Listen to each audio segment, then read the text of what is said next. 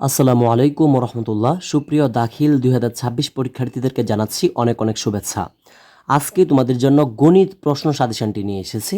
আমি ভিডিও শুরুতেই বলবো, আজকের এই সাজেশনটি শুধু দেখলে হবে না, যারা আজকের এই সাজেশনটি দেখবে এবং আমার কথাগুলো মনোযোগ সহকারে শুনবে, ইনশাল্লাহ সে পরীক্ষাতে শতভাগ কিন্তু আনসার করতে পারবে। আমি 100% লিখে রাখলাম, সে শতভাগ আনসার করতে হবে। তো কথা হচ্ছে, আমি কি বলবো সেই কথাগুলো ভালো করে বুঝতে হবে এবং সাথে সেই অনুযায়ী কাজ করতে হবে।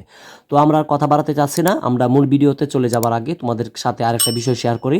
আমাদের ইউটিউব চ্যানেল অলরেডি নিজস্বভাবে একটি সাজেশন তৈরি করেছে, একদম সকল সাবজেক্টের, সায়েন্স আর্টস কমার্স অর্থাৎ সকল সাবজেক্টের একটি সাজেশন তৈরি করেছে। যারা তোমরা আমাদের সাজেশনটি নিতে চাচ্ছ, অবশ্যই স্ক্রিনে দেওয়া হোয়াটসঅ্যাপ নাম্বারে আমাদের সাথে যোগাযোগ করতে পারো। শুভেচ্ছা মূল্য মাত্র 150 টাকা নিচ্ছি। আর তোমাদেরকে সাজেশনটা কিন্তু পিডিএফ আকারে পাঠানো হবে হোয়াটসঅ্যাপে, ঠিক আছে? তো আমরা আর কথা বাড়াইতে চাচ্ছি না, আমরা মূল ভিডিওতে চলে যাচ্ছি। সকলেই মনোযোগ সহকারে ভিডিওটা দেখবে এবং সেই অনুযায়ী কিন্তু পড়তে হবে, তাহলে কিন্তু 100% কমন পাবে ইনশাল্লাহ। তো প্রথমে দেখো, আমি মানবন্টনটা নিয়ে তোমাদের সাথে একটু আলোচনাটা করব।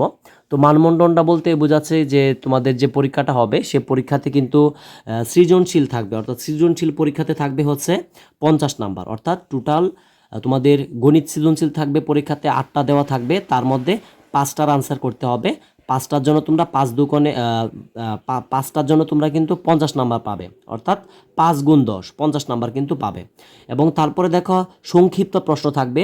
তো সংক্ষিপ্ত প্রশ্নের মধ্যে তোমরা কিন্তু পাবে হচ্ছে 20 নাম্বার, অর্থাৎ টোটাল তোমাদের পরীক্ষাতে সংক্ষিপ্ত প্রশ্ন দেওয়া থাকবে ভাইয়া 15টা, তার মধ্যে 10টার আনসার করতে হবে।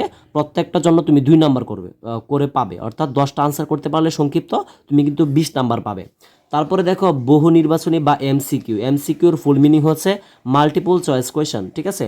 তো এখানে কথা হচ্ছে যে বহু নির্বাচনী তোমরা পাচ্ছ হচ্ছে 30 নাম্বার। তো সর্বমোট কিন্তু তোমরা 100 নাম্বার পাবে। এই আর কি, তোমাদেরকে আগে তোমাদেরকে মানমণ্ডলটা বুঝিয়ে দিলাম কি কি থাকবে পরীক্ষাতে। তো এখন তোমাদেরকে একটা কথা বলে রাখি, এটা যেহেতু নতুন যুক্ত হয়েছে, সেটা হচ্ছে তোমাদের আগে যারা তোমাদের বড় ভাই বোনেরা পরীক্ষা দিয়েছিল 2025 সালে, তাদের ক্ষেত্রে সৃজনশীলে ছিল হচ্ছে 70 নাম্বার এবং এমসিকিউ ছিল 30 নাম্বার, টোটাল ছিল হচ্ছে 100 নাম্বার। তোমাদের ক্ষেত্রে একটা নতুন যুক্ত হয়েছে, সেটা হচ্ছে সংক্ষিপ্ত প্রশ্নটা নতুন যুক্ত হয়েছে 20 নাম্বারের। আশা করি এই মানবন্টন নিয়ে তোমাদের একদম ক্লিয়ার হয়েছে, আর কোনো প্রশ্ন থাকবে না। তো এখন আমরা চলে যাব হচ্ছে তোমাদের যে সাজেশনটা আমরা দিয়েছি। তো মানমন্থন অনুযায়ী যেহেতু তোমাদের সংক্ষিপ্ত সিলেবাসে প্রশ্ন হবে, ঠিক আছে, এবার পরীক্ষাতে। তো আমি দেখো, তোমাদের যে মেন বইটা আছে ভালো করে বুঝবা, তোমাদেরকে সরকারে যে মেন বইটা দিয়েছে মাদ্রাসা থেকে, সেই মেন বইটা থেকে আমরা এখানে কিছু অঙ্ক দিয়েছি। মূল কথা হচ্ছে কথাগুলো ভালো করে বুঝবা, আমি ভিডিও শুরুতেও বলেছিলাম, এখনও বলছি। কথাটা হচ্ছে, তোমাদেরকে যদি সৃজনশীল বা গণিতের যদি তোমাদেরকে কোনো সাজেশন হুবহু দেওয়া হয়, তোমরা পরীক্ষায় কিন্তু কমন পাবে না। তোমরা হতে পারে আমার সাজেশনটা দেখে খুব খুশি হবে, কিন্তু পরীক্ষায় গিয়ে কিন্তু কমন পাবে না। কিন্তু পরীক্ষায় কমন পাওয়ার জন্য আজকে আমার এই বিষয়টা তোমাদের মাথায় রাখতে হবে। তোমাদের যে মেন বইটা আছে সরকারে দিয়েছে, সেই বইয়ের যে অনুশীলনীগুলো আছে সেগুলো তোমাকে বুঝে বুঝে সলভ করতে হবে। শুধু করলে হবে না মুখস্থ, বুঝে বুঝে যদি করতে পারো তাহলে আমি তোমাদেরকে গ্যারেন্টি দিলাম তুমি পরীক্ষায় শতভাগ আনসার করতে পারবে, অর্থাৎ A+ পাবে ইনশাল্লাহ।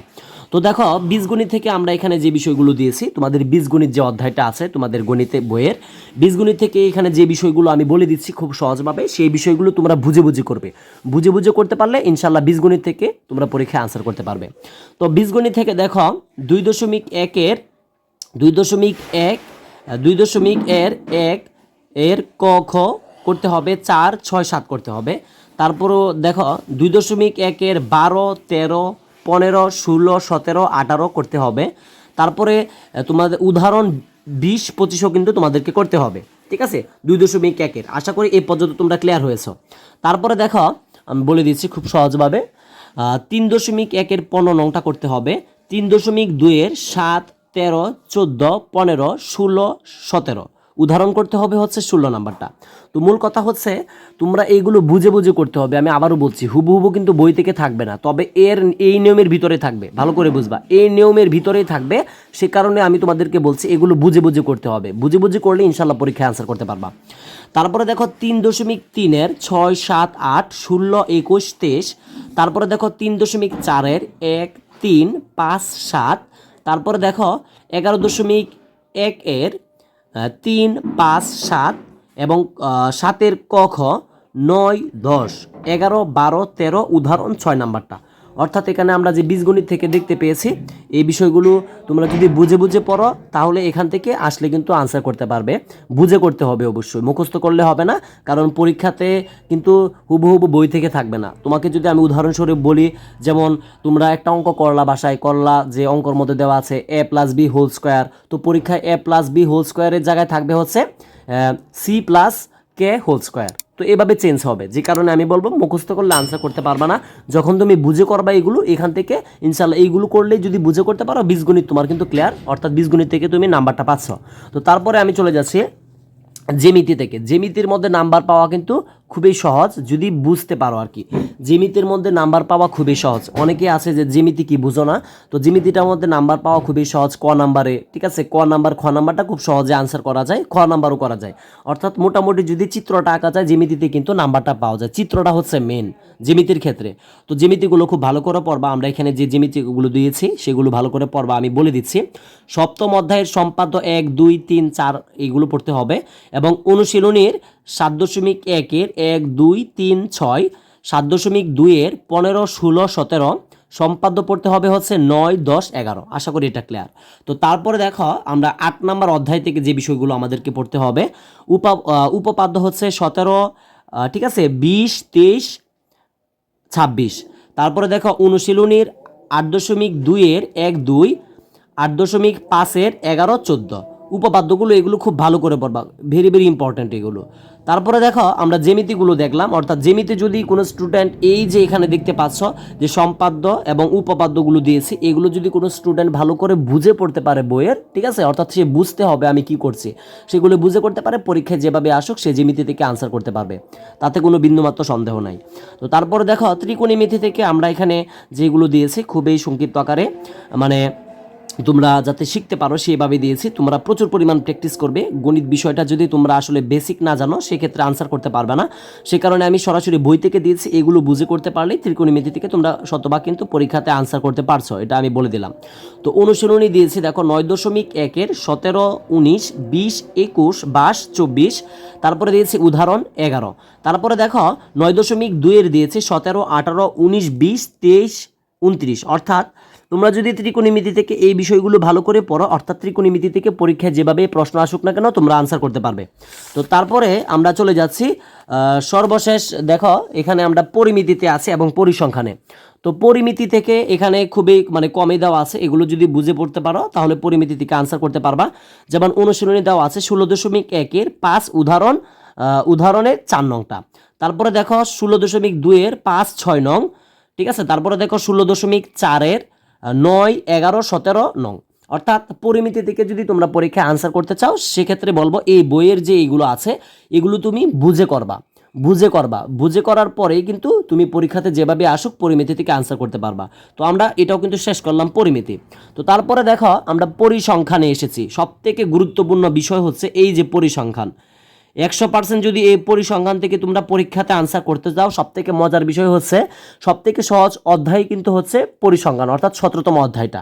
সেখান থেকে কিন্তু তোমরা 2টা সৃজনশীল আনসার করতে পারছো। সবথেকে মজার বিষয়টা হচ্ছে এবার এটা তোমাদের আগে যারা 2025 সালে পরীক্ষা দিয়েছিল তারা কিন্তু সর্বোচ্চ একটা সৃজনশীল আনসার করতে পেরেছিল পরিসংখ্যান থেকে।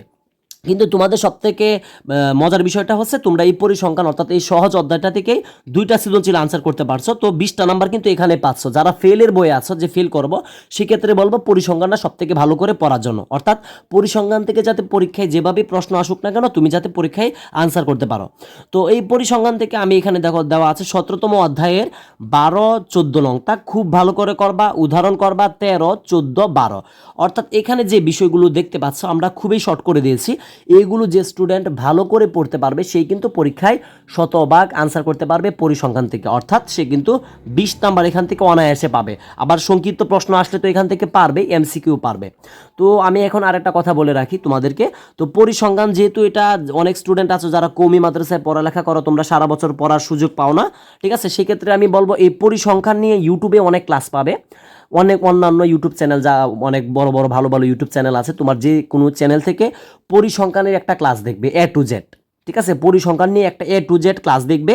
তো সেই A to Z ক্লাসটা দেখলে কিন্তু তুমি পরীক্ষার জন্য 20টা নাম্বার পেয়ে যাবে। সেই কারণে আমি বলবো যারা ফেল নিয়ে চিন্তিত তোমরা বলবো পরিসংখ্যানটা খুব ভালো করে পড়বে।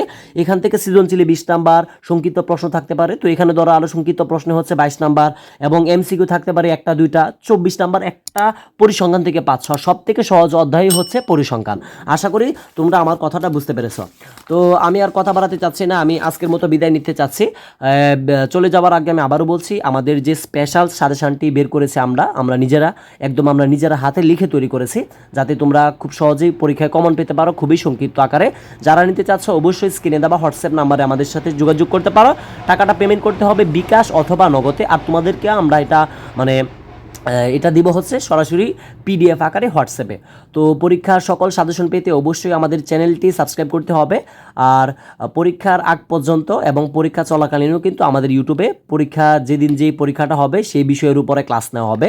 তো সে পর্যন্ত সকলে ভালো থাকবেন, সুস্থ থাকবেন, এবং আমাদের চ্যানেলে যারা নতুন ছিলেন অবশ্যই চ্যানেলটিতে একটি লাইক দিয়ে একটি কমেন্ট করে চ্যানেলটি সাবস্ক্রাইব করে পাশে থাকবেন। আসসালামু আলাইকুম ওয়া রাহমাতুল্লাহি ওয়া বারাকাতুহু।